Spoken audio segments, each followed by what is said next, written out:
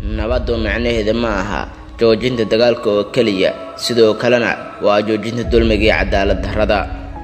Sadaqada waxaan ka bilaabaynaa gurigeena, laakiin ma aha inaynu ku ekayno gurigeena. Ma jiro wax la yiraahdo gaf ama guuldarro, kaliya waxaa jira cashar laga barto jecloo noloshaad ku nooshahay, ku nooloo noloshaad jeceshahay. Ninka aqliga badani wuxuu awoodaa inuu wax ka barto su'aalaha nacaska in ka badan intuu nacaska ka baran karo jawaabaha ninka aqliga badan. Wax waliba oo aad rabtid inaad samaysid, haddii aad rabtid inaad ku guulaysato, waa inaad jeclaato waxaad samaynaysid oo aad awooddaa inaad wax badan u hurtid. Quruxda keliya ee waarta waa quruxda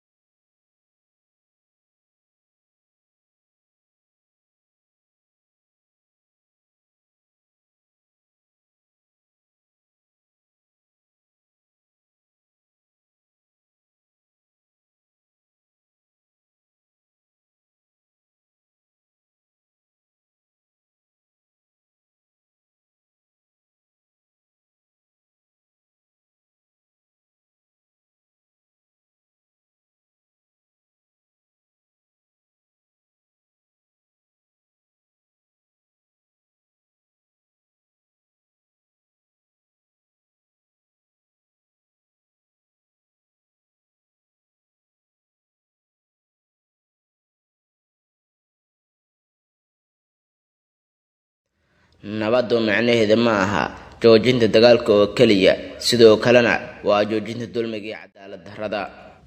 Sadaqada waxaan ka bilaabaynaa gurigeena, laakiin ma aha inaynu ku ekayno gurigeena. Ma jiro wax la yiraahdo gaf ama guuldarro, kaliya waxaa jira cashar laga barto un. Jecloo noloshaad ku nooshahay, ku nooloo noloshaad jeceshahay. Ninka aqliga badani wuxuu awoodaa inuu wax ka barto su'aalaha nacaska in ka badan intuu nacaska ka baran karo jawaabaha ninka aqliga badan. Wax waliba aad rabtid inaad samaysid, haddii aad rabtid inaad ku guulaysto, waa inaad jeclaato waxaad samaynaysid oo aad awoodaa inaad wax badan u hurtid. Quruxda kaliya ee waarta waa quruxda diinta.